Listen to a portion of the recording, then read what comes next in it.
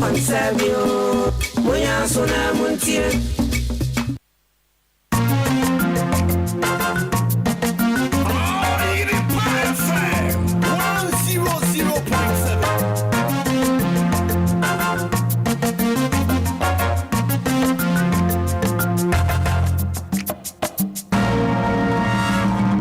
Oyerepa News. Na ye kase de tiefo ne refo nyina se 100.7 FM suni ye nwira no sia kase ena de Bremo Oyerepa 100.7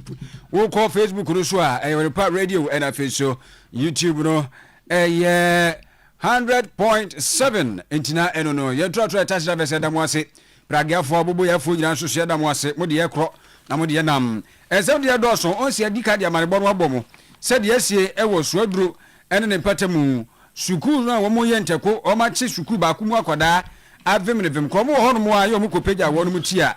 aposi penimfo bi adu ho no mo si adi penimfo na enkomo bi afrechira ba ene mo bete ene anwumre na posi do mo rempe mu asiedu IGP Yera Christian Tete yo ho no e de atu dwa se aposifo aye krado se akromfo nipa no bonfo sem no wono mo ebetu so sa afen gwa ba tabi do mani kire mu ewo orthopedic unit a ewo konfano cha baya sabia na Dr. Michael Litt ya wo mo ekoya adoye no edinsin bi atudwa ye be kon kramanta mu a amanebo a efri poku ase ekọ mayira kwantempo no so akire se ekwan na nye eno nti ayafo no sebio moto ede wo mokro no wo firi tofo mu ase kum na wato nananom ewonse do na ne ensafo frati fie mu no dom kuma no kasamafo ewo bra shebe dwam for mezi kasam ne mpuntuo committee no kwadwo ponkroma de atudwa se enye no kure oman Ghana fo hunto ye bia ye be ko oman Ghana etifedo epoye mantemu a wo soafo abedi a kire wo hekuayo eso Yewura John de Melo wakwa kopie mu ene akuafo bi adi nkomo na akuafo no eboso bo se edwomo hemafo na wo mte Ghana ha na wo mo se wo moto amoko no wonom na ama Ghana aya den enye akuafo no a kanje na benom na fe yesu pede wabuba gubuo na ayi poison nyina ede ama wo akala nsuo no de kafo de ama wo sie ka de sanu enim de yekanti sa wo pesu papa no de a kanjen energy drinking water mo amuto nsuo no obi agye atum se nuanu rowom na pa se wonom kanjen da wo hra de esanse nsuo we bra no eko ni padua mu no mi hunu poison kro betimi atra ni padua no esanse ne eduanu no kra ye die no ehu pa na ba ne sa no magnesium potassium iron ene calcium ni ntire no wa timi so nya pomode de ama kra ntuba no nsuo a wusi nsuo no ni pH no wasoro pa no e kan kanjen energy drinking water akala water no brema UGC Tafuni Road Abaru Junction ho etufo no frɛ 0241449191 0507379474 na fetu we pache kenso de mama feti sɛ yade enti ɛna sɛbe yekusɛ bi nya ado kwabra ne mi nya wo ne yɛka sɛbe se hunu de kyerɛ wo de a ɛne twam feti wo ho ɛno to sebra na wo mwa wo tu yade ase nyina mfa ma wo obi ati asese ba no stroke kura titiri wo a wono kura de ato ebo ase abona ba so tu asese wenyi e ma ho ba wo eno akire yare nkumankuma bi te se ebia nkwam wo na wo form fibroid diabetes pressure ekuro abeto yem ni nyina no kura de ne wo yem kire kura no yirem wakoto enemu nsa yade bia da besrew efetu mbate clinic ne beta firi no kitwa ene makokobi 18 yemfa wo mfa efidie nim wo na wo kro no 0246728675 0556272671 faith eno ebidi nkomo ye gina we so di asedane bi nso ema medimafo herbal hospital Dr. Time da so eno no me pacho eduja mfiku manine se bra na yade ne nyina no yemfa gidie nto anamo na yemfa bra ne nkrabia ento so na yentu asiesei ewa me pacho Dr. Time da so yenim no efretete eno ntimpenesi ehwakom ema yetiri mpo Ghana fana baby biada edia obi abo eye Dr. Time da so na tena ya no eye mienu kumase ebua kwatwema gogo kwantempo no eso no wonsa beka Dr. Time da so ewo ho na pokuase mayira kwantempo no so nso wuduru ho no mu a ayaresani apomden ebeba yemfre 0244 774282 ana 0500 72 another 7215 adwumako ne doso pinu aka ho ananwumre yi yede ensam no eba asomfo mienu a enei mobati yanka donhwere ba konta mo medin ede gangster cat ya mitenkura woko giabo okran mene krobia asante na sede yede amanebon wo bo wo efidie no suso kra no twetwa bia de na montentan no so se yakoso e wo suaduro no enya de pa suaduro sukuu ene kyerɛ so wɔn hyehyɛ ntakwa bi ene kɔ ba sɛ sukuu baako a wɔn susu kɔ bie wɔn kyerɛ sukuu no no mu adesuani baako yɛ ne pani bɛhwɛ sɛ deɛ wɔn si bu akwadaa no nyasam ketewa koraa ada ne yɛsi akwadaa no ayi n'atadeɛ adi agu so yɛ kyerɛ so wɔn ka kyerɛ so wɔnyɛ takin sɛ deɛ mo nim no nti mo ba ene fire kyerɛ na bɛbu akwadaa sɛ pound kyerɛ sɛ wɔn de ne ɛda fam ɛna wɔn tietia no na buru wɔn bo no no nkure nyankopɔn anim ne so ani so ɔka kyerɛ akyerɛ sɛ de kora ba betu odwa sɛ akwadaa no ato anan mo nsɛ do nanso DC yɛ ne di nkɔmɔ firi patam hɔ no ɔne kwa kwa nsan sɛ ntwɛni ɔde to no anim sɛ nyɛ no kora ampa to aso so ɛbɔ bibia yi video no ma mo hunu awia no na no ɛna nwumere yi a manebɔ yɛ a yɛteɛ ɛne sɛ deɛ na wodi ntintima pa ɛwɔ nsɛmɔne yɛ kɔ so yɛ Swedro Senior School fo no wɔnom ɛyɛ yɛ no mu no yɛfrɛ baako Justice Kwadwo Frimpon na ne Kwadwo Frimpon no kwa no wɔn na yɛ headmaster mpo ɛwɔ saa Swedro Business School hɔ na ɔpɛni Justice Kwadwo Frimpon hɔ a yɛ kɔ pagya ne tia na kyerɛ sɛ Director General ɛde Criminal Investigations Department CID atraɛ mekyɛ si wɔpima me Lydia Donko ne aposifo no bi hɛranta ɔmaba wɔn mo baa yi a ɛyɛ tiawa ɛbɛdi nkɔmɔ edidi nkɔmɔ a ɛhɔ na si wɔpi Lydia Donko bɛka sɛ wɔn a wɔdi saa nsɛmɔne no wɔto hyɛ abɔfra no soɔ video no yɛ nyinaa yɛ hunu sɛ deɛ ne ɛmɛsi akorɔ wɔn mo wɔ Swedro Senior School hɔ ɛbɛyɛ headmaster ne mpanyinfoɔ no anim yɛ a wɔn fa saa afɔ no nyinaa mmra sɛ nte saa wɔn mo mmerɛ tiawa bi wɔn bɛsan aba hɔ no wɔn ba hɔ a ɛnyɛ papa nti na kyerɛ sɛ nkɔfoɔ no ma sesa headmaster bobirim wɔn afa bobirim paa COP bira no wɔn ma wɔn ne nie. That is your shirt they are wearing. So if somebody is wearing your shirt, that's why I wanted to start by saying, are you confirming that is your shirt or your uniform? Somebody has worn your uniform to create such a scene or to conduct himself in such a manner. It is giving your school a bad name. So I'm sure you are concerned that that is your school shirt. That's because I wanted you to confirm that is your school shirt. So if that is your school shirt and somebody has worn it and is attacking a fellow human being in such a manner, as a school, you should be concerned to find out who are the people behind that shirt wearing it. Not so, and to hand them over to the police. So I am mentioning now that I am giving you 24 hours to produce the people in that shirt who attacked the boy. And 24 hours starts now. Because as law enforcement, when incidents of this nature occur, and we have to investigate, we have to arrest, we have a number of ways in which we can make that arrest. But because this is a school environment, we are not going to adopt one of those means.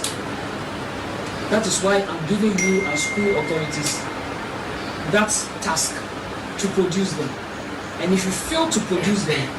the means by which law enforcement employs to fish out suspects, we are going to adopt it. But because this is a school... ɛne no nti COP ma Lydia Donko ɛne aposifo no ɔma yadeɛ wɔn mo kɔbro ni sɛ unannounced wɔn mo pagya wɔn ti na kyɛ sɛ COP ni mpanimfoɔ no aba wɔn ba nkɔmɔdidie mu a ɛna ma Lydia Donko sɛ ɔna esi adi boss etiawa wɔn ma wɔn dɔnhwere aduonu na 24 hours wɔn mo mɔmɔden a sɛ mmɔfra no anasa dusuafoɔ no wɔn ato ahyɛ obi soɔ ɛde mo ba konkum aboɔ ebi mu no obi ba kyerɛ nko so ahunu wɔn mfa saa afɔ no mmra sɛ nte saa ɛne na wɔmɛsan aba hɔ san sɛ ɛyɛ Swedro ɛyɛ saa business school no wɔn ntadeɛ ɛna ne hyɛ saa afɔ no enim sɛ wɔn yɛ student ɛne saa no wɔka no wɔn nyɛ student nso a wɔn nya ntadeɛ no wɔyi ne nyinaa yɛ nkɔmɔdi ɛkɔ so nti ɛhwɛ sɛ 24 hours ne bɛso na afei ehu wɔn a wɔdi saa nsɛm no yɛ hu deɛ si obi so wɔn bɛsan kɔ nti a wɔatwa mu ano no miento anwumere no nsia kase bɔ no ɛso yɛ ka o sɛ yɛ di firi asante mantam mu dutan kɛse a yase ɛwɔ nwunu Oyerepa wɔ ha ne akyiripɔ enso ɛsoɔ na yɛtoa kaseɛbɔ no so ne aba asante mantam mu a abusua aba beto dwa sɛ yɛwɔ emabunu kuo bi a wɔn no ɛyɛ enipa no mu ku wɔnom ɛyɛ awudifoɔ kuo yɛfrɛ saa ekuo iduku na amaneba beto dwa sɛ wɔnom mponsa so na nam a wɔpɛne bi a ne din ɛde Andrew amankwa yɛku no ɛwɔ ohwim amanfrom ɛwɔ asante mantam ha na efiti bra wo mudi sɛ wuo no aposifoɔ nai wo mo ate wo ho agumɔntene so a ɛnɛ nyame ɛnkyade ye wasante mantam ha yɛnka bi nhyɛ mu ɛnɛ de ɛte ya no sɛ kɔkɔkɔ hwanya na kyerɛ sɛ posi dɔ mu rempi mu asiedu IGP no ankasa ana ofiri nkran abeduru ɛyɛ Ashanti Regional Police Command na wɔbaayɛ no nsam a ɛyɛ manebɔ a wɔde bra santeman ne nyina no ɛne sɛ abrantia ne din ede Andrew amankwa nipa bi kokum no ewo ohim amanfro mu no nyame adom yachi nipa nan IGP no ankasa ana ebo amane yi na wobra odi tu dwawie na wo kire mu se ewiase no se jai sayo enya sayo a jai manika enye yie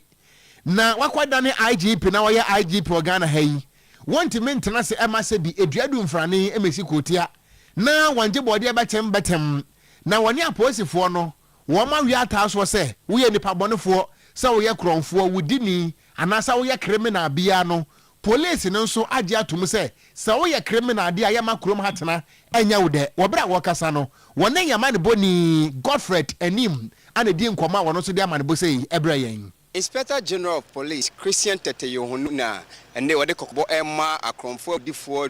atuate dom a wo ma mu se enya dia Ghana Police Service mrantie ne mai wan on be da kopin bra on be chi sankrofo ni nyina na emre wo ma mu ene won adi.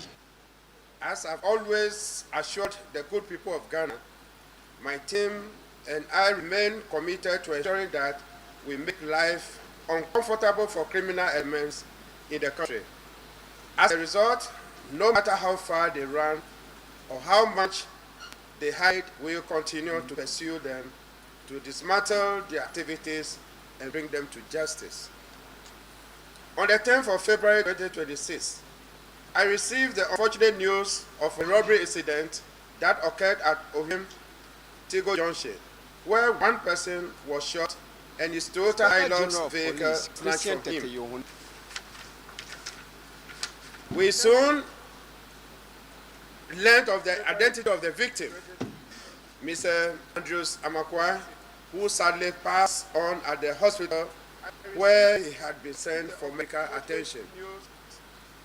Happy to announce that we have arrested 4 suspects, including 3 members of the gang that was responsible for the attack. A 4th suspect, believed to be the gang leader,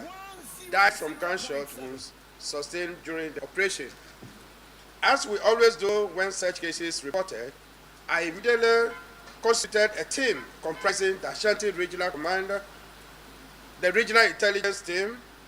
the Anti-Robbery Unit, and the Cyber Vetting Team of the CID headquarters. I wish to call on the general public to support our operations by sharing credible information and reporting suspicious persons and activities to the police. To the criminals out there, take note of this. We will leave no stones unturned. By every legal means possible, we will continue to come after you. And he said duku syndicate for ya okodi awu ohwima manfo yi IGP e de adehwe ya tu omani nyina nim se yemwa na yete asebi ho popo ya yenya posifo asutri se ya obetimi ache sa abonifo ni nyina Godfred nim ene medin Oyerepa television enti yamani boni Godfred anim ana wabra IGP no ankasa ebo amane no wotwe bi edimu amane bo asum yen abe assembly bedwani ya wo ma so takura se ene Ora Dominic Bonsu wonani tiremu e kofa no che orthopedic unit ho na nsoso kwai won madoye na pani a wono ene da unit no ano ene Dr. Makelet e dia tudwa se na nsen cases e ba won maka che na ekosoro pa emu apagya dodo no ano ejina se uru no mo ayokada rider kigirigirigiro na ne mfinyina ne fa babie e wose ye de no kosa orthopedic ho ye kopa pom de manuo obi pragya obi abobo ya nti wo mo ni cases le eba papa no eno wokoto de asrese ebeye kwa so brebre ye ene kwane e befa so na mfe asumdwatimi di ehene wo ya kwan nam so no ntitu pragya ene abobo ya fo no wo mo nhyɛ ne so pa no mu ni so mpempi cases no eya akosoro dodo na Dr. Let Michael ne nsɛmnie. Okay, social ward had ma orthopedic ward had ma patients on manya accident on nine ebubu ma other BP apparatus ya odri abrain social BB check patients ni na ye hospital and aban na di man abi wo no ebe ba de ebe che nenso ebe che but no no abo aye ebe koso ebe boy kwan bebre so se patient be call theater ni akofa na ba na ebe hia sa ni ma wona tie da na se be pese other people so be ye no no abo aye I know the Kenya na ka de dia obi abeboy anya kofa no chekwa hospitals e wo Ghana nyina e ka se ni na da ban so it is a yeah mem for na kakra wa yensem say kakra bi abetimi bi abo bi say ye POP ba kokra na abetimi ata yeah wo hospital mo dey na eso ye nipa the better mas nya pio how the dear ye bebre especially in fancy department yakasa ye pe baby anka oba ye kwa oba omo na ma bu kwa no mo no onfa no chi this space bebre but ye try say ye make spaces kakra there wo ye try say be use sa it nie be here say man for so ba hospital munya botre because ba hospital na doctor show no peke nipa bebre na amount for di watem amount for kan ni say ja munya botre ye wa ha say e be so no se mo munya ho abotre so no so wo ya dwuma na ma wadije na wa ye ne be ma obi anso ne ade oh honorable ye di kan ya danas medina department madanas na me ama na mu and other patients are wide now so ye be danas pa within the Dr. Michael Leach many head of department orthopedic unit Dr. Leach Michael na moten wen Canada nto aso ene say manso takrade assembly member no honorable Dominic Bonsu ekyerese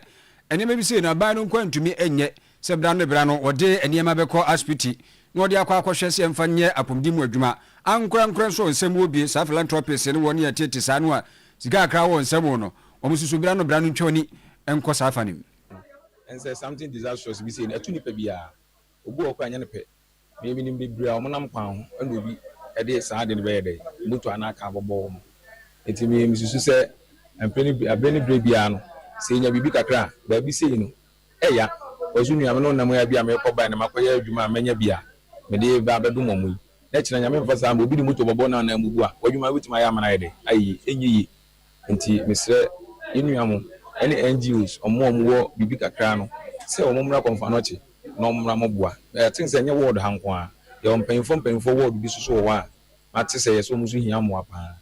nti check say na the ban oh check no 12,000 Ghana cedis 120 million say nipa ne yi no nanso nam say wonya ska emfa 20 sa ban mra mesen ka social welfare for e bi 30% by 70 na aka ne nanso me ba me de me say me twa ni nyina de amanipa no yenyi no nko fi no nko hwe ne yere ne ma oso fi nandom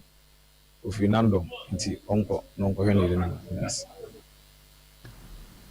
nti na chese eno no na honorable Dominic Bonsu ewie ye chese na ye dia wode ba ye no ena de wo ka twato no a ono susu onya so mfa so chese obi enwato no enso eka ye da kire onya ska ntua nti ogyina na mu no tua ska de ma no no de onya asa mfa so yi ene ye frɛ no wura Francis Apia ono so ogyina wonyina na mu nyo no nkumpo ebi so nipa afoforo no susu so se ene aseda no enkoma opani Dominic Bonsu no so ahunu wo mobo no be ye de sei e de ama wo na da se so anyankropon inhyane pa we edamase se monya ye hodo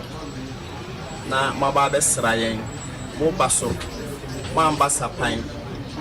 utamunsem adfefe na mode abreyen enye obia na enya ne sei na bia honorable eyi bi efri bia nyankopon on hye nanam on ka ne ho on ne ho ban ye obia na enya ne sei se de maya maye aye fekeke nyankopon on hyiram onya mokese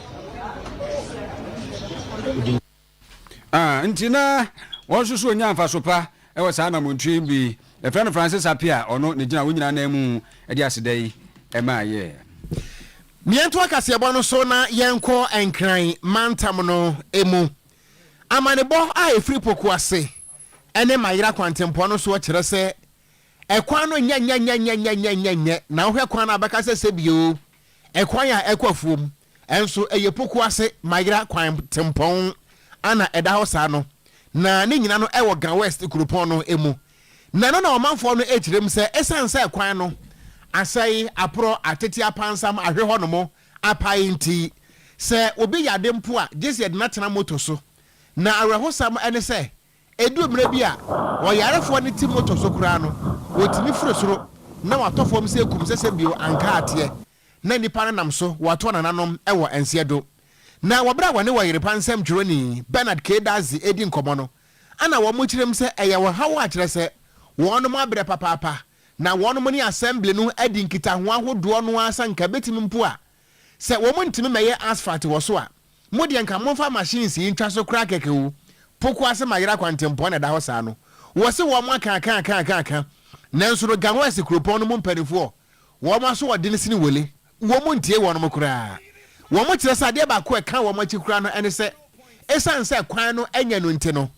baby a wo kro no se okada no beje wo 1 cedi a na waje wo 20 cedis anase 30 cedis na sa wayarefo wo pemfo e kwa wo so na yede no betena moto so akoleba word power nkran de e ya rehosem na Richard Arthur wo ye okada rider wo bra wo kasa no mo mientie mu nsem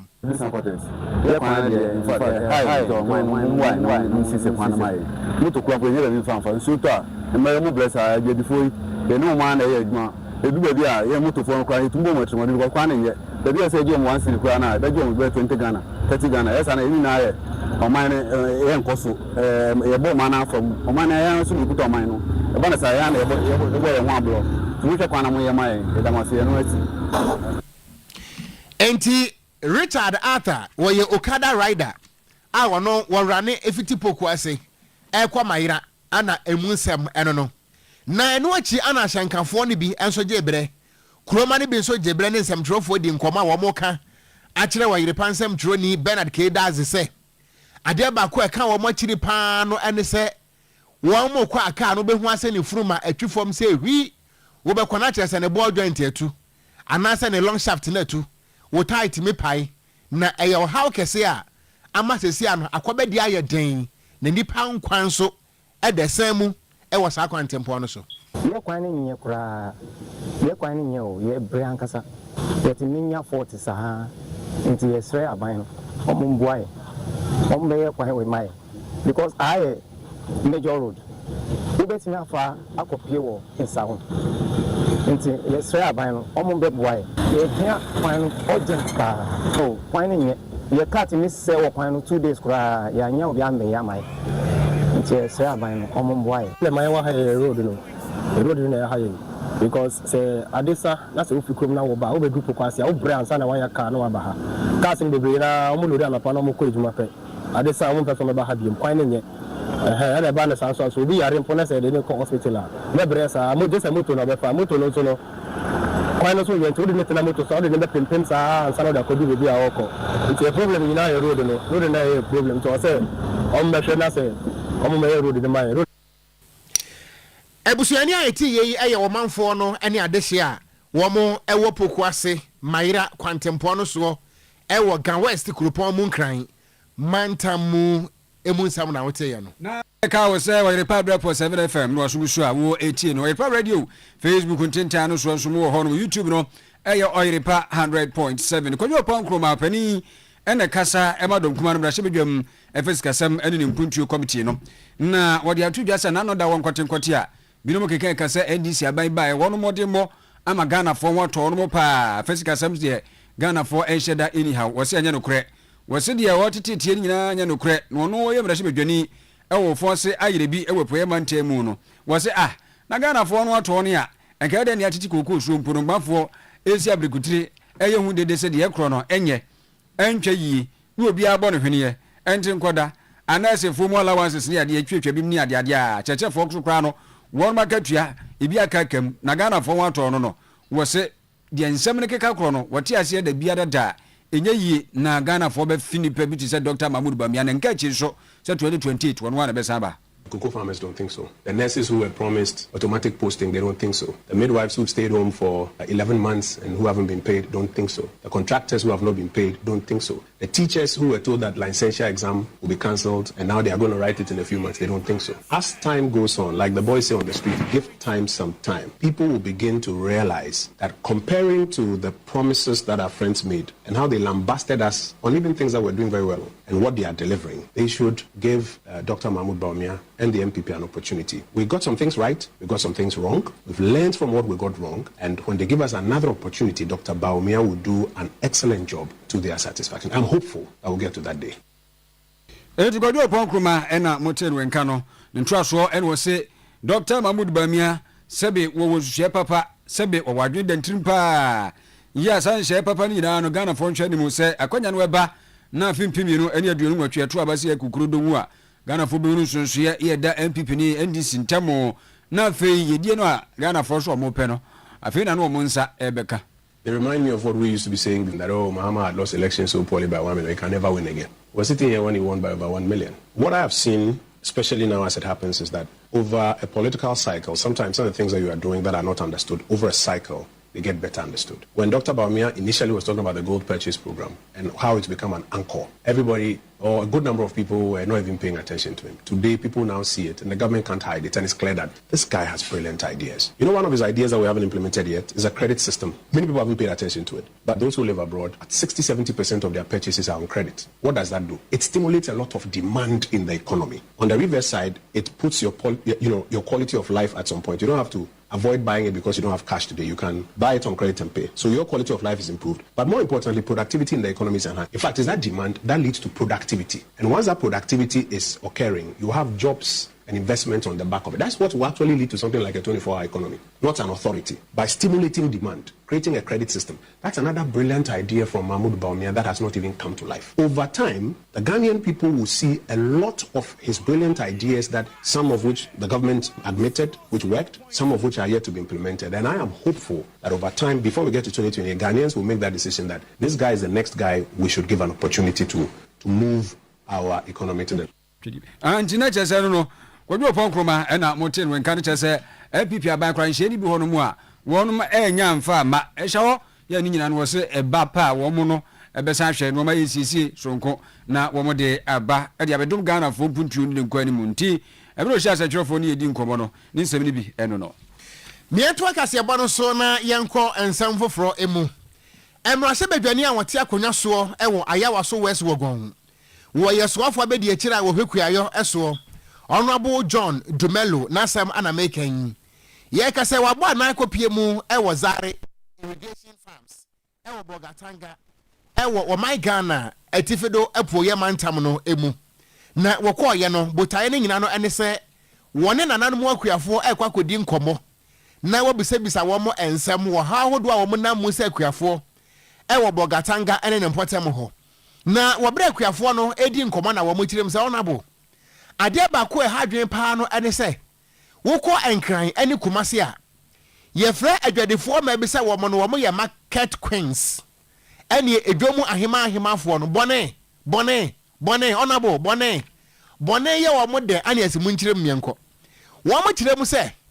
sesi a ye kasa yi se okoduru eye Zare honomu a ewo Bogatanga honomu a amokwa wo mo atie sum honomu a epro wo mo nya tofo ne nya asam ketewa nanso no se adwadefo ma ne firi nkran ebefa omu firi kumase eba beduru a na adwomufo ma no wo mahemafo no aka bom wo mo afo me cartel sa Talibanfo na wo mo twa Ghanafo atwa manabuo no ntini tambia no Ghanafo susu se amoko na asho to ntina ne boa ye den sa no wo mo so na aboko na koye ho adwuma firi se ye de ya do egu ha no mo a epro ye nya obi a woto na adwadefo ma no so ba na so mfiri kumase ne nkran ne basa no a ye de ma wo mo fofofo na so mbeduru kumase a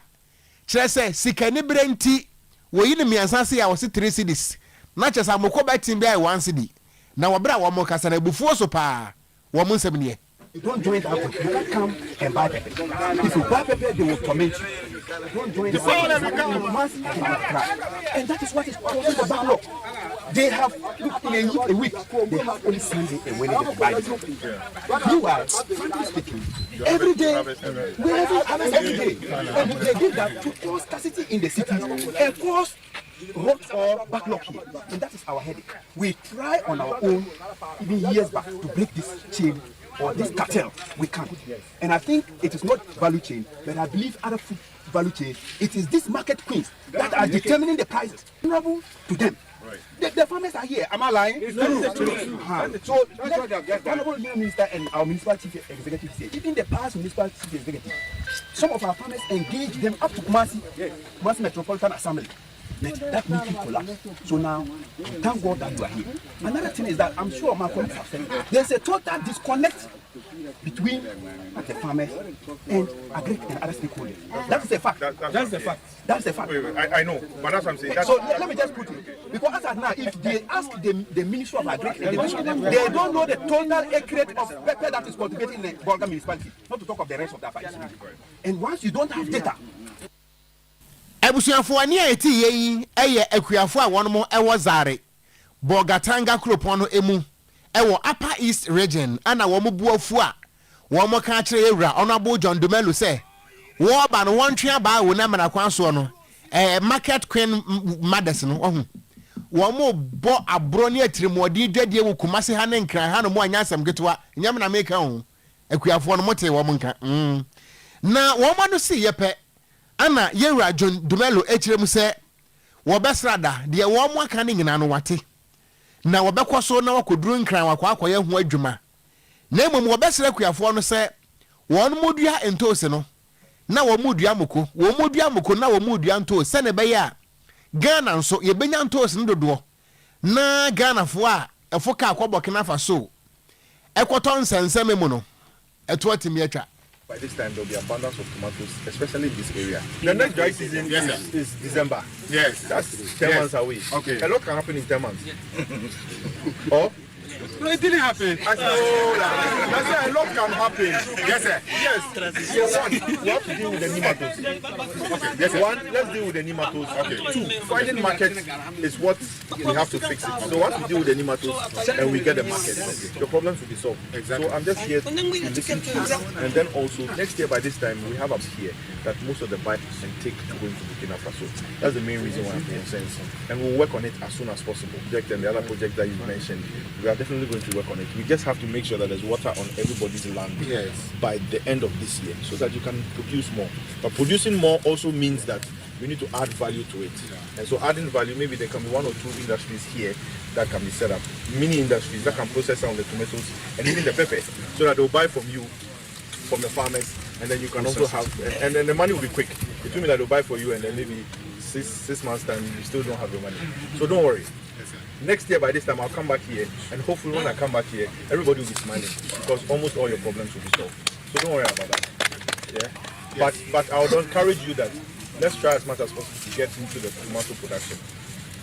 Form an association which you have. Tailor your concerns. I would make sure that your concerns are addressed so that next year there's full-scale tomato production in this area. So don't worry. Okay. Ebusuanya eti ye Honorable John Dumelu wono ana yeso afo abedi akira wo hwekuayo ensam so na ye to aso no ne ye konsem fufuro mu mbrekum ahembrono so circuit emba methodist asafo no wonom enya sofpeni fufuro kra nti akwa abasom ya wo ye edema no no de ma na akwa aba no ene nkomude pe no ana ekoso na ye ka ne sa na kyerese very reverend gifty na onuma wansem ena mekan yi is on the superintendent minister in charge ewo brekum ahembro no so circuit methodist asafo no na enkomodie mu no na right reverend kwakuefa ya we bishop ewo sunyane diocese methodist asafo mu no tu dwa se emabuni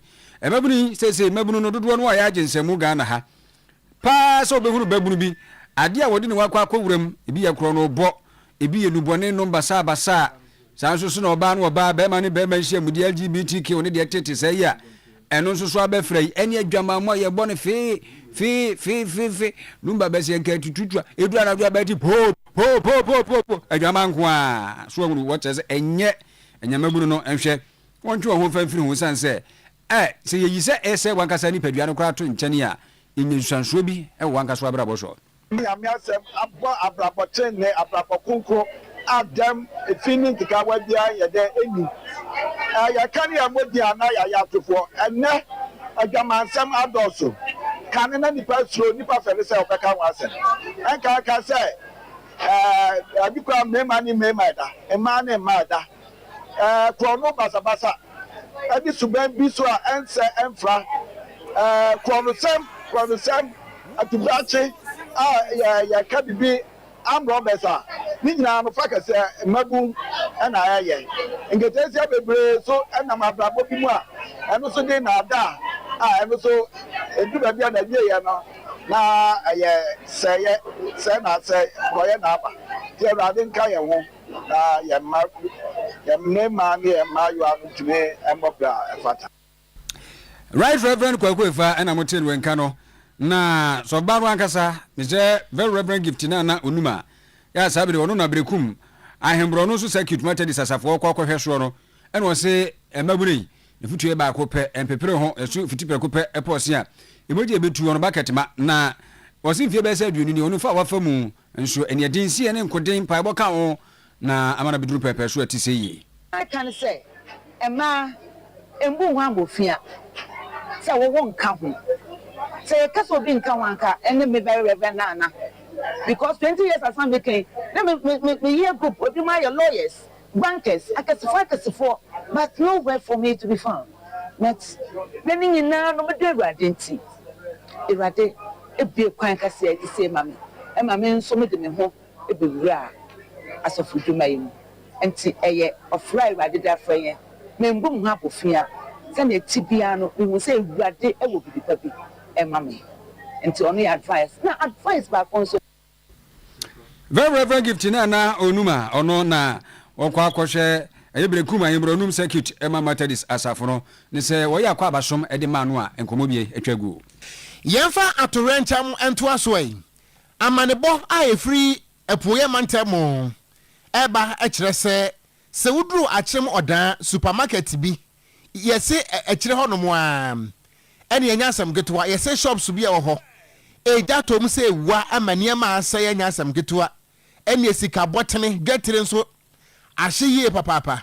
na amanebo ne kire mu se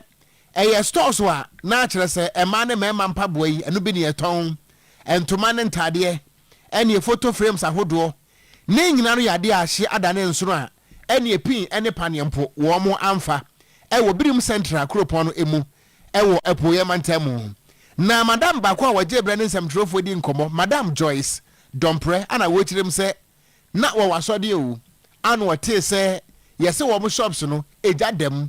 na mpa wo mo koduru ho no na akwese Sodom and Gomorrah bonsam jem kura emfa no ho emu nsam ne na mene nso me ba e no kande ne se da pa e ba e de du hu kakra mo so mo dum na se na fama fire service e do mas pa na sa de besi bia na kanya papa do mos ne so ni me ha me bla no do mo nyame kum fa ne so mo da e go si me nda ikura na ba ku fi kuma mo mi yenu fi kuma se ba mpa boa kuma se me bo patintin yenu ba ku lu du ehwehwe flame ye de tu enema be play ni na eku me nda ya ni na eku ni na hye ni na mo ku dum bibia ampo bia ampo na ho ntenu ne pra no de ma mse kanya no na mbe yomba mbe so obia na ho nsano pa no omo ba no be yum ne ma akotrek no ma be dum no obia na ho se ho po de omo na ho na ama so je bia na oba bi komo na ma pa so ma ko suko port bi na ama sa we na aba ya ba ne ja ebusuani ayeti yi eye dwadini a ne din ede Madam Joyce Dompre wono so aka wo mo a wo mo ne o mahye wo achem odan epoe mantemo emunsam eno no na eno achi no ana assistant divisional officer eye ADO1 Ampedu Patrick wono ana di fire service mrantie no anim ekon nanimu na wo mo kirem se de nam so anu nti wo mo antimi anum gane ntem ene se wo mo koduru ho na behwa adefo edom a etwa ho no mahia no anya asem ketwa na wo mo ba aben pi nso ho mrantie no maba wa obi amfi won ade wo mo nyina atwemo ba fo no mu twa de ekoso no wo mo makwan emma gabampo na nso ne nyina mo kirem a ye pam aboa pataku ansa ne etu abere kirefo ne ekoso no Ghana fo momfa mo sabra nsam nsam na eniama ade atorrent mbeba no montwe mo ho emfre ho titiriw ane eja emu nsam ne eja no ana no den try for nearby houses no now we have to quick intervention they will say if I can me put you far off or to prevent fire so that it cannot affect other property ya ba ese mu jaye na etu ja no na bibia cause of so ma ese se wonu hu mi gento no betime epra ana se musie no ekọ ho a wo home no ebetuma mo kidney problem ete betele timemufo no ana se public say omo hu bisa enya bedu pe omo nya eduma na eden e ma yen na amfa wo hawo from so yen amba atutu a me timemfo no se e ba yen no me hwa ha se no wo hwa bibia structure ne wo na wo hwa ehun na ehun te hu na afu structure bu ho no ma enya hwiwom isuoka poor housekeeping can cause fire ufie we no ufie nia e jaiba because wo hwa se na wo ha mo te eduma na eno ma ehun hia etwom ho hia mango haban ne kokwa haban na ate awo opesi e just so man definitely there will be a fire etu mesre maybe Ebusuya AD01 Ampedu Patrick wono ana edi Ghana National Fire Service mrantie no anim ewa achemoda na de ohu ye emu nkomo ana wode asomye no yo na Kumasi Metropolitan Assembly ni mpire nu so na wono makwa abato se obeyi continue chair presiding member na tinkre wo musa akọ so bi mu a na kire se inipa mienu nu a wo mu esi akan no obiara ni ho ya wotumi enya emma esefata se ebebo kwan amana di nkunim amana be presiding member edi ama KMA Kumasi Krupo bedwa no na ebinum nkeka se ene ese ne na ebeboa ama se KMA adwuma yo no kra no ato sini kakro san se obiara nim se adwuma kase no ano ejina presiding member so se wuyi mayo no ankasa na se DC MC no ankasa kra to nchene a no na honorable Richard Oforaji Mabodi Kenjuba ya wono waye Kumasi mayo HS dabi adwuma ne de se be ku se be nya do mba yi obiara nim se wono mo ebo presiding member enya maye no nche se Kumasi mpuntuo wono mo age ato kwa bia so no se presiding member beba so wo mo adwuma ne de on beba kusiase. The assembly is not going to suffer as far as the development of Kumasi is concerned. But then there are other projects that we may have to bring before appropriate committees for us to go to the executive committee and for us to convene general assembly meetings to get them approved or take direction from the general assembly so that we can proceed. Now, with this development, what it means is that those cannot be done. The assembly is required by law to hold numbers of meetings. And so if we're unable to elect the presiding member as early as possible, what it would mean is that we may suffer the requirement, and that's what I'm looking at. But I'm sure when next we meet again within the next 10 days, we'll be able to elect a presiding member. Anti Kumasi Krupo krache no Openi Richard Oforaji Mabodi Kenjuba nti wose media na se mputuma wudu wonu mu a bebi on ma se ade ekro na fi committee awudu tetete no mtanso no mse sa adwene ni ade na fi ope kwampo be fa so betumi ayete usafiri ho enso so no eno chese se presiding member emma mprimpri wo kabi ho no a sa na mutu we nyina entumi enkoso adwuma ne de omo so ho tie ntonko kopim se presiding member no so beba na fi aba bebua adwuma ye no omo guso se be ya Kumasi mpuntu betimi akọ n'animu yento aso nkọ anim yeto aso akọ animu ane ye ba emrahye bedwamu na emrahye bedwani a wote akonya so ewo old tafo asantemantam ha honorable lawyer Vincent Ekwawasefua ana odi atu dwa se wopani a ne din ede eye ato boaten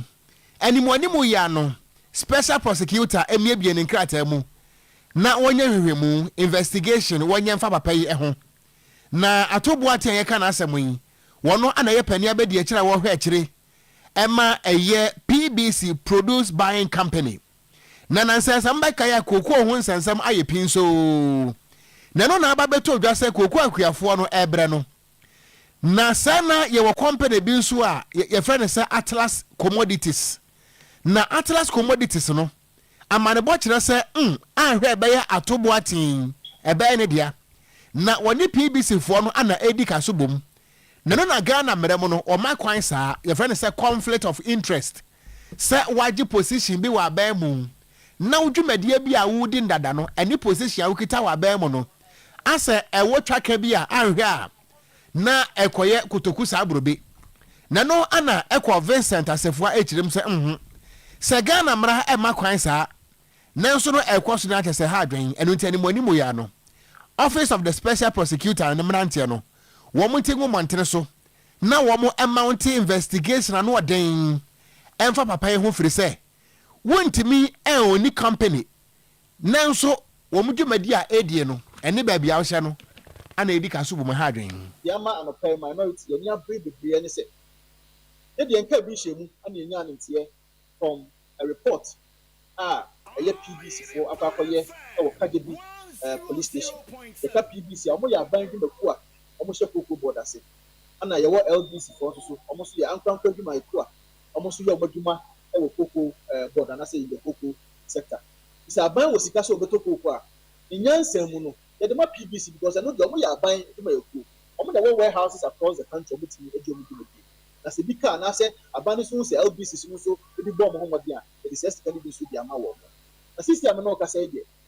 Ocean Cocoa Board, no Mudia. A young person, PBC, Yomo Yagu. PBC for your mom, Musicani. PBC and only a buying you may cross and this kind of more monomoto cuckoo. No one of us on the board, a minor. No one speak here a PBC for cap. Omuni says, the first says, Canama woman. Well, no, upon you are Cocoa. Our deputy CEO in charge of finance and administration. And the company, a friend of Atlas Commodities Benefit. On only a discount man or Cocoa Board discount man. Some of our Cocoa. Yet the private a year PPC for says Camo. On only to Cocoa, on also the warehouses, no. The license are also there. We did Mediano, I was district Amaboni, Kadibini Jessica. Now, of course, our district one. You sue a year, a buying warehouses. PPC warehouses also for the year, PPC for the year, Jumano. I don't know where you sue. And I was saying now for store, man. It is a car or some carbino to me, and ya, if we are the industry as far as people are concerned. Sasa kani na ko budi pa ba ko ko sa ni pa ba ko ne Mr. Atoboatin ono na deputy CEO ewo eye kokubo enya yete yi honorable Ekwa Vincent Asefua na no si ya na wo sa kire mu se asem na waka na nyeso wo kan trawo na wono de waka to ho se bam eho behia se special prosecutor ene empanimfo ahodo a mo ye hwehwemu iyokomo ade no BNI fo national security fo mo nyina mo fa mo ho nyim efisade yakoso no okuani ebre enso na obi tie condition mu ne nan nka ne nsanka na odidi fa ho a ha dwen pam se nipa ani hunu se baby papa ejina eye Atlas Commodities no ono na ene dia. In fact, he is the biggest shareholder in it. He is the sole owner in a way. BOP documents now. One is so na Kasepa. And the other now be our company in India. So a brand new company which is the PBC. Who are in charge of finance and administration? Who first come from a PBC for PBC for the tools of trade warehouses, workers, all the work. As you see, first come from a PBC. And this cannot be Bernadiama Atlas Commodities. In fact, what Ghana has this year. Indigenous LBC, a Tokopa, Atlas Commodities. And yet, then, who need the structure, who need the tools of trade, who need the warehouses, who need the license to operate in some of these districts.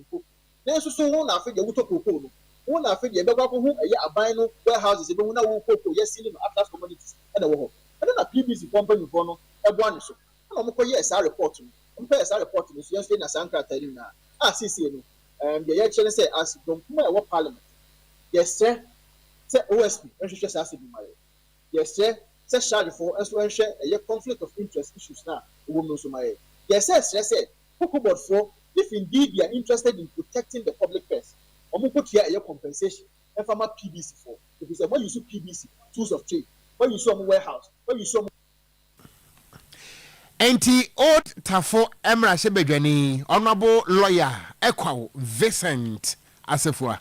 MPP ama yekonu mra wonu mbesa kwa abatro so na wayi wampani phone free police station kwa national level executives no nkomo de omedika de atutudwa dada na ututom kopie mu America mamu a wonu susu nkura batam cha PP4 ho no pani pa imprempren we dwemtre na media kira onikan first vice chairman en wura James Owusu wase afedi opese wo pre chairman wan kasa dibre ewo America ho ewo MPP ama yekonu anamu na ebra wo pani ne de nsem tudwa no wose nukureni watutu no yie pa se wono wate wo na dibra hodo wadi bia wo MPP ma ikonu mu na woni madwuma no woni so kura mprempre wo first vice chairman de sinyankropo ya dom na wo ba bedi chairman wan kasa wo James Owusu se ene ne wo manfo ntumi na sense se de wesi aboabo akofo no wo America wo no mato aba se win e de ma MPP ma ikonu no matimi aba 2028 ne ebefia It is a to me so about number MPP USA branch chairman. But I can see a Simon so and say member Abeya Jumatin,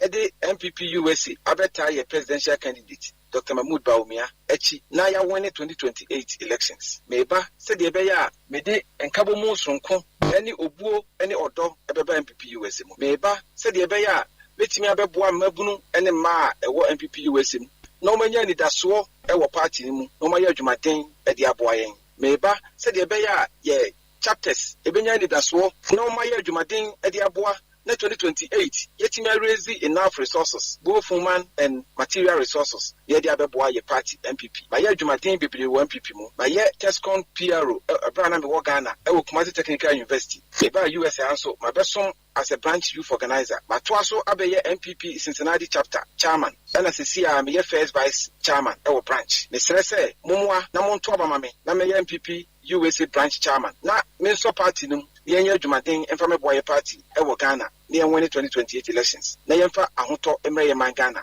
ne binka ye party ma, Madam Wase. Yashia dase. One of them pray to tell you about first vice chairman man people you America our friend Ura James Unsu and was a fair chairman one kasa Dibrano and a walk up prayer. Miatwa kase bono so na yenko epoye mantemu a ye ko achem kwai na bet se emfinhia nwotwe enie kuro no ada hono mu a wohene animu na ba na sanso a hadwen ye papa firi se empuntuo ne nkabom nyina beba empempie no aya na wohene edi mu ntintiman na nso sanse kuro no ada hono mu mfinhia nwotwe na wohene emamu ntino na atete apansamo a na kuro na ise ko ntebe na nso nyame adom empanisi efunu bede na nkwa amena mu na nanom aya mamena ni amane yenhye kwa so ama wapao obi a sesei wono ana ababaye wohene ewo achem kwai ho ne din ade berema amankwa aduodu a wotoso mienu na wobra wode ni si akonya so no wo hempon a obedi animu ema mamena ne yefe eye dawo hene da sebre kwabi ofoso hene aye biahwe na wobra wo hene kasa na wo kirem se ade ba ko betimi aboa pa no ene se priority abena enka bomu de ehia na se enka bomu ho no mo nso a eboa emempuntuo etimi ba wode ato dwa se ade ba ko ene ni kapa no ene se wo chehene osagefo amotiefo repani se ne wo hene asi amachire se leadership nkankro ne mpanenie ayede aya akono no wo mpese wo hene wo bayi wo begu hu ani mu ase bomode so ba ya adwuma na ahye wo hene ani muonyam emunsem ye ye beda ye wura e o sagefo amotiefo repani ntima wura ono ne sese epa ene ne nimbie enene kwai mai afa ne tuma pastor be ye mfie be ye se nwotwini ena kwai e ma o hwe kwai kroso okọ na nanu mo nten ya prim no a ya dan ya akonya de ta ya pray abusia na pray fosi say abusia na mai o this year a wo ba be bo da uman ene wo chiman enu nti ya meka nyina ne say akonya to a ya pray wie ne ya pagya abusia ni nyina ka bomu ya baako esa kuro ni mpuntu nti ene se kwaya nya hia ya mesra abusia ni nyina ne say omu nkambom na yemfa nchichiri kuro no kwai eye wo chiman ani esa adwuma kese a na wo kwai GOP nti mesra kwa adihye ene kwai man se na ya mo bema wo behwe kuro yisu omu nyina mfa wodo bia koye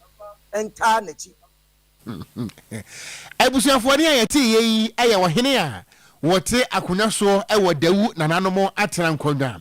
da sebre kwabi ofoso hene aye biahwe ana mote ne nkan na eno achi no ana kuroma no wonom ka ba kirim santampe homa ene ani gye akwa so esene se bia kwada yeti ne motoam won mo sem nyina no ene se a kuro no da honom ache wo hene mam enu ntama wo mo bre nyame adom sese be aya mamre ama benya hene nti bebeboa ama benya mpuntu enkru akwa ya nyame ni munni mpuntu nyuma bi ni ha campaign je OPDC omo ba ya che pan so mo ba kroma ma ho de kroma no tie eni bibia wa eni police station eni bibia wa ha no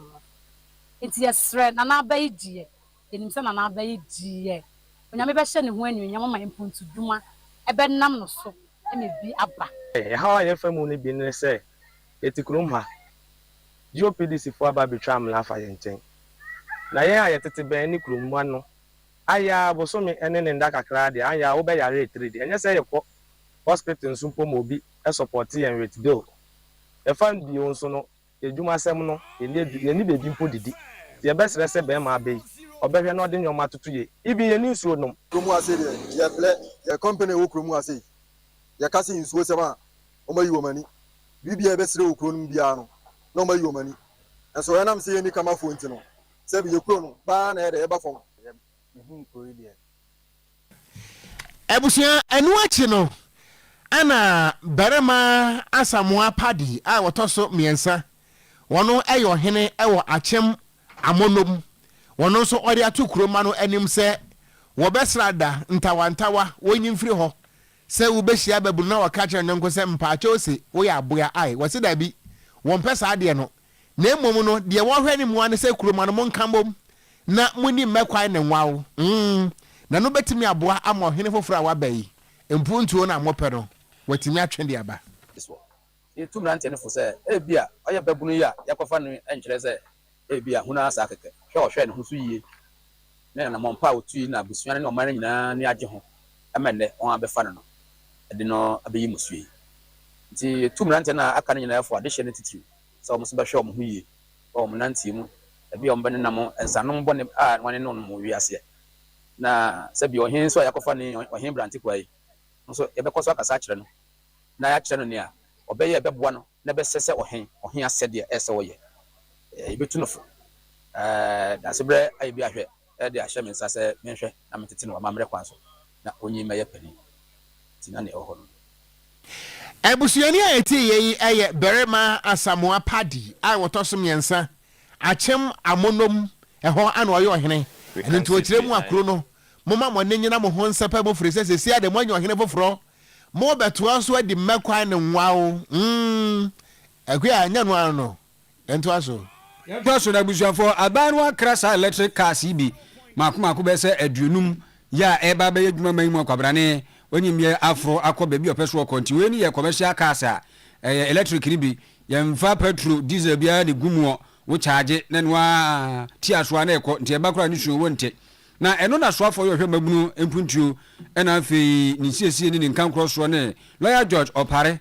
ado ehia ye no wodi tudwa sampa ene ni swadi hunu no eno no na we no eye Afro Arab Group ya womo ena sade de o mabamu na ban no mu di sa kasubo mu no a akofa sa kese tu nyina ede aba na edi kan wo chese enye se bia ebefa nipa enwuma nko ene ye no kra da nkyene a se kan wo kwa tu anwusie tutututututu na ese chese wiemu nsa kyere ade no sa ne mani na eto ebetwa enu ti sa ban no so ani so ade mu so ode sa 24 hour economy ni beba no enu nso so ehye sa nhye yenim ye no ehye sa 24 hour economy ni mu a enu nso so we ebe bi na we ya bi na obi a enya adwuma ye lawyer Opare ado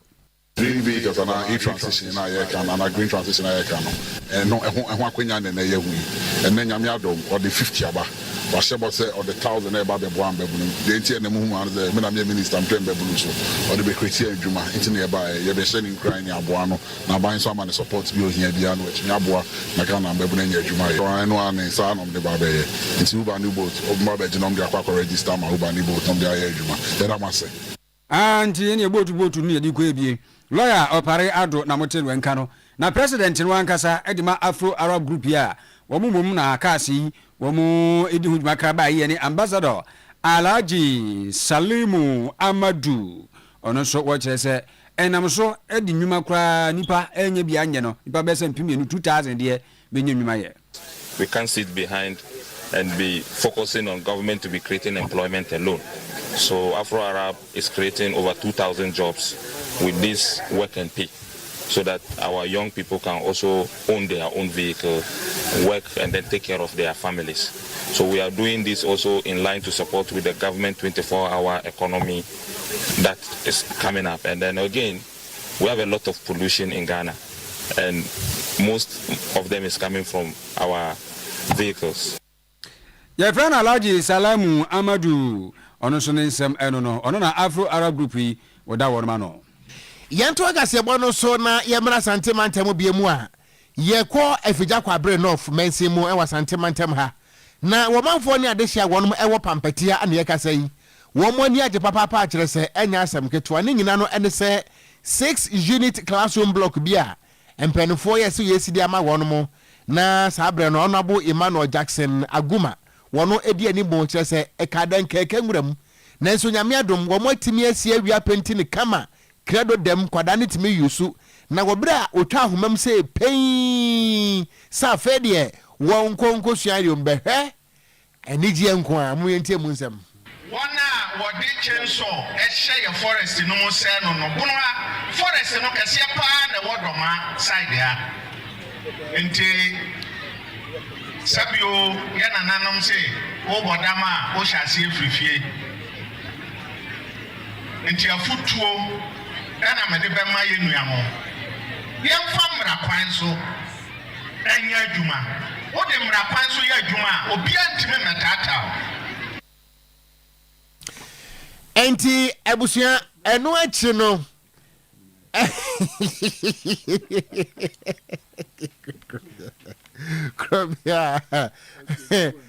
eno achi no ana contractor won na kire se Jobex Excel Ventures ono ne contractor no Owura Elvis Nyantachi ye bone mrane se yes madam wo kire se project no ombe wie kama beda nyamiasi yampepetia committee member na de me pasai to sumbinu beda edisi ya de soso de asi wo saa de fefe a yenya ne wa kurom hayi emfe bebre abaya ko nyamia enti abusia ye beto aso afri ha na enkai boy ehia ye papa enyame ya adom a na kire se dwumadie bi eba ukwada di animu yin ayi February bosome de toso aduonu num ekopim ni fiada February bosome ni de toso aduonu enson na Christ is the answer campaign eno ana ebesugoi na Bantama healing and a prayer crusade na evangelist Francis Ajenasari wono ana dwumadie esi nan eso nti Bantama ampaya ebeji kum na anwumere no sia pepepe na dwumadie no ahyase saa na miensan a wode dwumadie ebe hyesoi na ebekoso ewo Bantama Presby School Park honomo a mo amopa tiretirem ne nkomo bia wo ho ne nsembisa bia no mo frɛ saa number 0556 53918 0556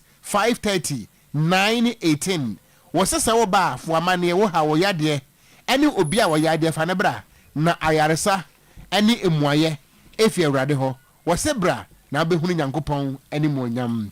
na we so aya messengers obi ayira ne din ede Talba Ibrahim anya mfinhia no edunsia 16 years wo ye nipa tuntum na Moses Zongo eho ana na wote abusuafo kirem sa busume wo mu yayi ne da na etoso aduonu emienu eye nnura ana Talba Ibrahim anwumre ba tse na wotwe mpem no ofirifie baabi a wokro de wankra obi anso ne baabi a wokro na omate wo hogu monten so ahwehwe no abre wo mu ho no bepem ne akwada yi emefie wo a wani betwa akwada yi so wo de busaranden wonya kase efe no eye Talba Ibrahim a wono na asem ne kan wo betimi afresa number 0597 155 550 0597 155 550 anase wo betimi de na ko police station bi ebenwo empo so Oyerepa FM ha no mo a fa ne bra ne ensa so no mu a ebusua ensa be kanu na wada wase emunsam eno no yo na Michael ajekum suso ayira modaroma munya dom na yehunu Michael ajekum enya mfie aduonu 20 years na we ni patuntum Sewia new site ena wote ebusua kire se sabio na adwene wo fom kakra wadwene kaw kakra ya ase account bi ama on shedan kasapi uhunu na se wayi din bisa na de tia de se busumi ewom ya ne da etoso aduonu ba ku ya 21st February ena ko ba se Michael efifie na ba bia wo sabiri de e kira pini biada yenhu no kasa woka no eye fante ena woka na busua kire se bra wo frifie na o mani shi no so de twato no kra de t-shirt ye hye no eye blue and white round neck ni bi ena na ehye no ena efom no so nika fita white short nti so ni atwa abemu ansu a wo de bopini no na fa na ma position bi ebewo nti sa so so abetumi apushu a oman ni age wo so sida bi o de bema 0245 526 750 0245 526 750 and that's 0536 464 432 0536 464 432 na no na abusia yentie we na yensha no nso yenim se fiada etwa mu ye nyina nim de ekoso camera ne sie so patoma camera me no so branya anya sa na je yengo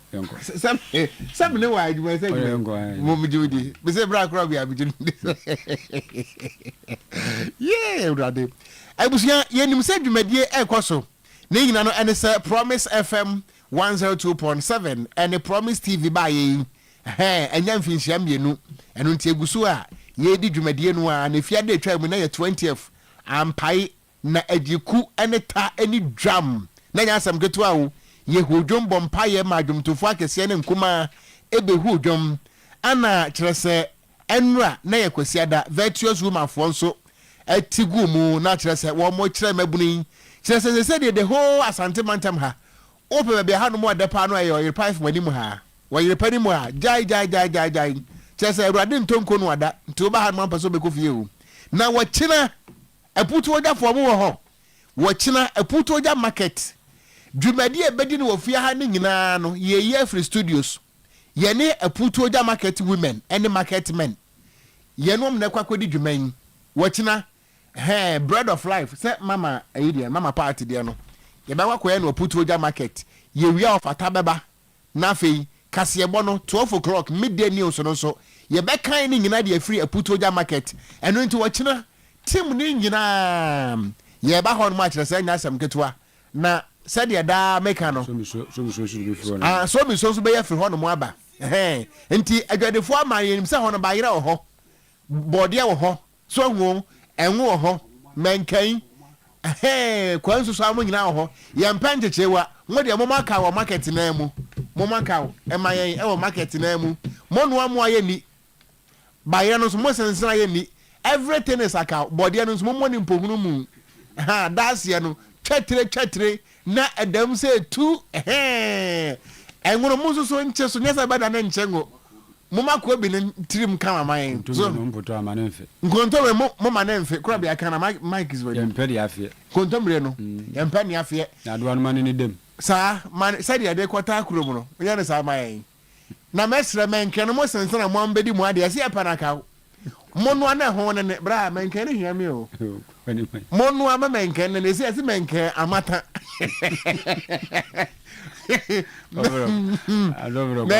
menke amata tesre eputo ja market we metwoboi monyi mesu yei wachina anopakai na ye waputo ja market e man monu ano as many as you want mo de monu a bibie ho no be say ye ba ho enti wachina monyina dom ne nyina nso nhia yei cause menkan anu ama ho ane ne de yenko aye ntimi ni yene mo na ekro ntimo ntwan yen na mo nhia yen ewo aputo ja market eye wo china o na ukwada no na charity and hospital visitation ye kwakosra yarefo a omda ya sabia na ya wada no 26 eno na ya duru medium on air praises and worship marathon ewurade ewo studios ha na mo amone de no twoboi monso amone ke kasa China fo aye beso no monso twoboi meken sese obi asobla no enso nko wi efiada no so 27th PBL special staff day adwumefo e wa hai ye bedi agro ye betuludu dame football games ni nyina no ye beye bi na emema ni di sa agro no na ema na ewofia ha no black robia mu ene sofo boy temu na wo munsu di hwem koyumpena ni o say box account robia me bre e was asiso me bre robia na ni to ya mi ana enti woni sofo boy temu be di hwem koyumpena na Saturday no eno na empire bedwa no eye football gala nsode e wo Ghana fana ba bia no se moti enkanko ade a mon select 11 players no famra na eno a ana edum hai presby Ramsey ho no Ramsey presby ho omo frɛ me se omo players no aso anam si o na mo wo jama group dia omo si an hwan na ye jama leader ndom ko bodin se hwan ya Diamond Caesars adwaya den eni say eni akeka say adwaya join voice enti abusia na bra ye say a match na ekwa kobo no asaf market to kɛseɛ for line yɛ sɛ ɔmo nyinaa sɛ ɔmo ba o ɔmo mmerɛ ɔmmra mo bobi are you ready bɛhwɛ enti kura bia endorse nti asaf market to kɛseɛ foɔ no nyinaa to kɛseɛ foɔ na me abi yɛ me ana ɔmmra na ɔmo bobi enti mo nso mo nsɛlɛ 11 ne mmra mo ne papa slam na bɛbɔ enti me pamtɔ nsɔde no a mo pɛ sɛ mo di mo ho gi mo football no mo frɛ me a me wɔ faase kwa mbadwemba so mi so mo frɛ no 0543 40 30 another 30 0543 40 30 another 30 mo frɛ no ana sɛ ne phone du mu a mo nkɔ so amfrɛ ɛma ne sim card na nhye na Sunday no ane ɛbɛkɔ otwedi ampɔ nyankopɔn kwa amenaseɛ word and fire prayer ministry ɛwɔ sɔkɔban na afei yɛkɔda nyankopɔn aseɛ ɛwɔ sɔfo asamoa hɔ no mu a wobɛtene kasa fire a wɔsi wogya emu nsɛm ɛno no jo abusua na kyerɛ sɛ yɛde si akɔ na baabi a ɛnɛ yɛ obi bɛdi kamenkɔ abusua mofa birthday no nto so ma yɛn na ɛnɛ ɛyɛ akwadaa yi antina waborɔfo di ade yi yɛfrɛ no grelish nanapoku ɛnɛ ɛyɛ wo birthday wokɔ school ɛwɔ Paramount International School atonso srɛ so wei efiri wo papa hɔ no mo Kaboni anase wasa japa wasa japa Kaboni wasa japa okay and once again happy birthday goes out to you very beautiful soul Grelish Nana Poku student of Paramount International School atonso srɛ so from your father Kaboni wo wasa japa emunsam I don't know bra yenko yapon ye so man pania betras na nko so aba na afedi wo bia no ne apamfo e de aba be so na won se baby ayeti wa mase agrek wa mase won se ye hene da fo mu na de eni eji ye wo toso mienu otumfo adom anya hene eno no otumfo adom anya hene yankropon ya adom a dotie no e ba so ye 3rd 4th 5th match ya nti ne family nsa se de woni tua no enye fedi agro agrek wa mase nti ebusuafo nyina yekoso me ho yakọ na de na netewa ye hu de efiri so bete bayra homam nti na ade eni eji the second otumfo adumanya hene ebere no aso 3rd 4th 5th ya de chebusuafo no enyina emise aboafo nso beba na afi ye sori ye mfase da ema korea semufo semu kama ama Jimmy Clips anso na kwa boga frempon omunyina ye production no na na apepra on the traffic no achi echinchi oni jo amwaten control phone so yeda mo ase club ya santini diam jeso me menua Gangster Cat ya mitenkura woko giabo okran na ene ye ka wo se entoma nkoso ade awura ha no gise mo ma ye wademiaba bui so for boy te wuni madwuma by this time